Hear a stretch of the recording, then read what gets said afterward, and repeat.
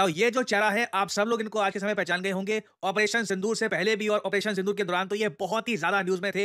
AP Singh, Bharat के air chief marshal, इन्होंने ये कहा ओपनली, और मेरे हिसाब से बहुत अच्छी बात है कि भारत में जो टॉप लेवल पे लोग हैं ये बात खुलकर कर रहे हैं, क्योंकि ये बात डिस्कस की जाएगी तभी कल को एक सोल्यूशन की तरफ हम बढ़ पाएंगे। इन्होंने खुलकर कहा we are not getting the best people. I think to some extent we need to create some incentive, some good environment so that we get the best people for the job. We are not able to get the best people for the job. People are going outward, they're going and working from other countries. I think we need to retain them here by giving them good payment, good incentive, good work environment, maybe some recognition.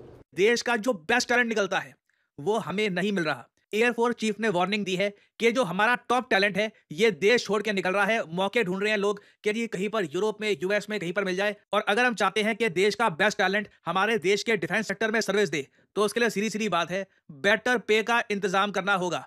जो international standards हैं उनको meet करना होगा। अगर आप चाहते हैं आपके पास वर्ल्ड क्लास पायलट्स, ऑफिसर्स ये सब हो, तो एक बार को आपको देखना होगा कि प्राइवेट कंपनीज आज के समय क्या पैकेजेस ऑफर कर रही हैं, आपकी सैलरी क्या है। और अगर दोनों में बहुत ही ज्यादा बड़ा गैप होगा तो आप समझ लीजिए किसी का अगर पैशन भी होगा ना कि मुझे एयरफोर्स को ज्वाइन करना है, वो भी रिग्रेटफुली यही कहेगा कि but again there is such a big difference in the pay and other aspects कि वो आदमी एक बार को अपना करियर कहीं और ही देखेगा। तो ये बात ओपनली की जा रही है, इट इज वेरी गुड। और साथ ही साथ इन्होंने ये भी कह दिया, बहुत सारे जो हमारे प्रोजेक्ट्स हैं सब देख लो, कोई भी प्रोजेक्ट टाइम पर कंप्लीट नहीं हो रहा। इसके ऑब्वियसली रीजंस बहुत सारे हैं।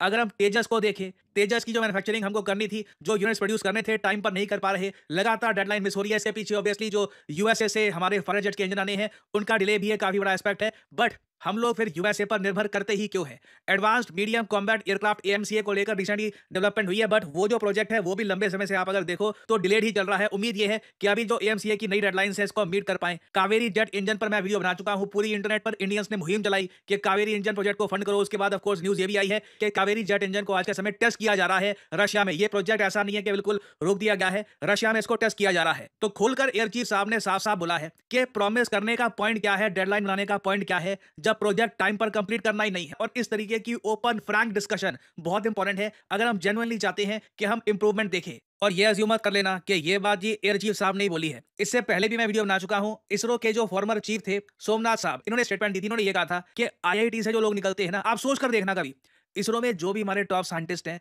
जो भी हमारे आज के समय वहां पे ऑफिसर्स हैं, कोई भी आईआईटी का नहीं दिखेगा आपको। आईआईटी से निकलते ही सारे जो ये बड़ी बड़ी कंपनीज हैं वहां पर भागते हैं, जो बड़े बड़े पे पैकेजेस है वहां पे जाते हैं, विच इज अंडरस्टैंडेबल। देखिए एक आदमी खुद की तरक्की के लिए जाएगा, that is very much natural. मगर हमें यहाँ पर खुद कॉन्टेम्पलेट करना होगा कि इसरो जिस पर कंट्री इतना ज्यादा प्राउड फील करती है, वहां पर आईआईटी के लोग एक्चुअली काम करते ही नहीं है।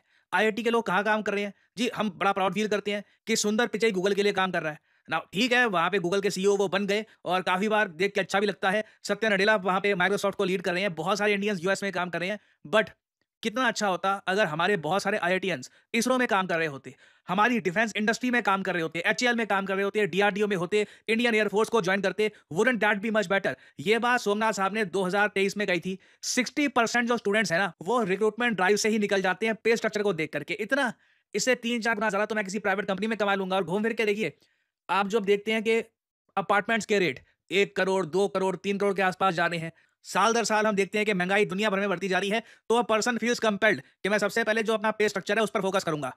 अब यहाँ पे आपका सवाल आएगा, तो अपना टॉप टैलेंट हम एयरफोर्स में मान लीजिए या फिर इसरो में या फिर जो हमारा बाकी डिफेंस सेक्टर है वहां पर रिटेन कैसे करें? रिसेंटली मैंने ये बात नोट करी कि ये जो प्रॉब्लम है टैलेंट रिटेन करने की, ना सिर्फ भारत सरकार के सामने है, ये इंडियन कंपनीज के सामने भी है। ये इन्फोसिस, उसके अलावा TCS, Reliance, I mean various companies है भारत में, ये लोग भी चाहते हैं कि हमारा जो टैलेंट है ये यूरोप या फिर यूएस या फिर जापान और जगह ना भागे, ये इंडिया में काम करे। इसके लिए सीधा सीधा समाधान यही है, आपको एम्प्लॉयज को ज्यादा सुविधाएं देनी होंगी। सिर्फ सैलरी से बात बनती नहीं है।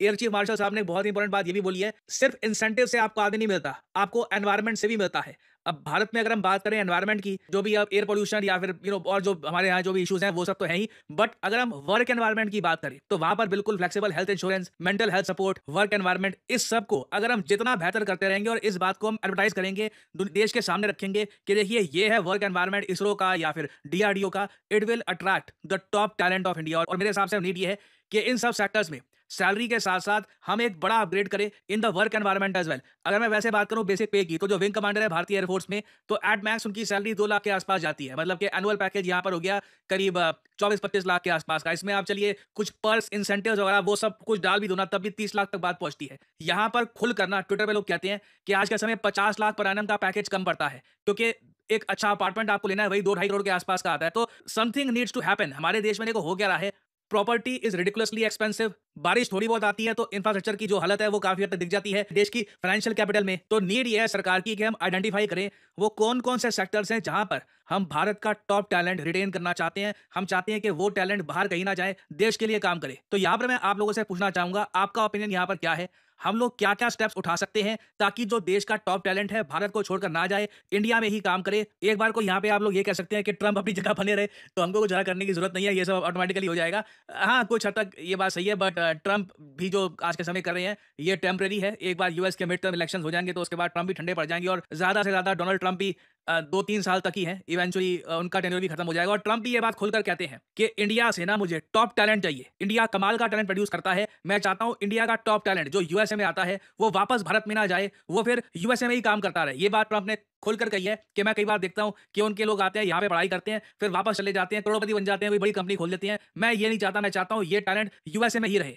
We need high-skilled workers in this country. Yes. We need to recruit the best and brightest from the world. Every I time we agree. get somebody super intelligent from India or Europe, any country, that's Three of us one are less- immigrants, sir. Yeah, and 3 of the 4 here are immigrants, the ones with appetites. And we can get these great people into our country, and that's a loss for our adversaries and our competitors, and it's a gain for us. But I've never heard you talk about this. Can you please promise us you will give us more ability to import the best and brightest around the world to America? I do promise, but I happen to agree. That's why I promise. Otherwise, I wouldn't promise. Let me just tell you that it's so sad when we lose people from Harvard, MIT, from the greatest schools, and lesser schools that are phenomenal schools also. And what I wanted to do, and I would have done this, but then we had to solve the COVID problem because that came in and sort of dominated for a little while, as you perhaps know.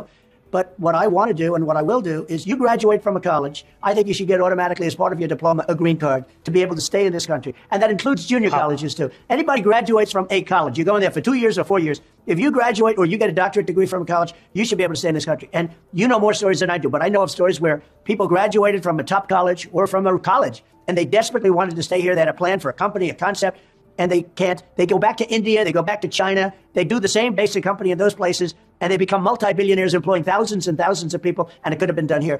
अब यहाँ पे आप लोग कह सकते हैं कि ये वाला ट्रम्प अलग है, फिर जो हार्वर्ड में फॉरेन स्टूडेंट्स की एडमिशन को ये बैन कर देता है वो ट्रम्प अलग है। देखिए अभी मिड टर्म इलेक्शंस का ट्रम्प को काफी डर है कि वाइट वॉश ना हो जाए, बुरे हाल ना हो जाए मिड टर्म इलेक्शंस में, तो उसको लेकर ये काफी ऊपड़ा नखरे करेंगे। बट ओवरऑल ट्रम्प की जो विजन है, जो इनके पार्टी के बाकी लोगों की विजन है, वो क्लियरली ये है, इंडिया से इनको टॉप टैलेंट निकालना है और ये चाहते हैं कि ये टॉप टैलेंट निकाल कर वापस कभी इंडिया ना जाए, वो यूएस में ही रहे। So it's a fight for the top talent that India produces. Question यही है कि इसमें हम अपने लोगों को मैक्सिमम कितना रिटेन कर पाएंगे। तो आपके जो थॉट्स हैं, आपके ओपिनियंस हैं इस बारे में कमेंट सेक्शन में लिखिएगा, मैं जानना चाहूंगा what you guys have to से।